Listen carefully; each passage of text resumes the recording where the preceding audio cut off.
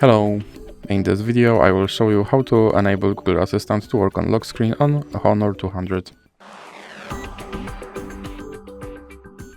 So you have to start by opening your Google application, then click on your avatar and now go to Settings. And here click on Google Assistant and now click on Hey Google and Voice Match.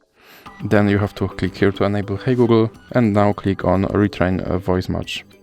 Okay Google, what's the weather tomorrow?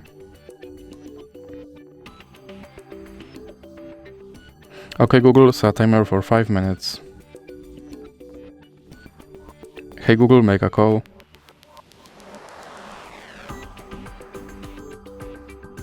Hey Google, help me to plan a dinner party.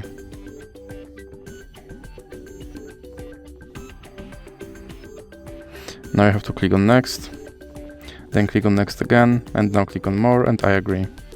Now you can click Back and then click on Lock Screen. Then make sure that this first option stays on, and now let's check if my Google Assistant will work on lock screen. Okay Google. And as you can see, my Google Assistant works on lock screen. So that's it for this video. If you liked it, please remember to leave a like and subscribe.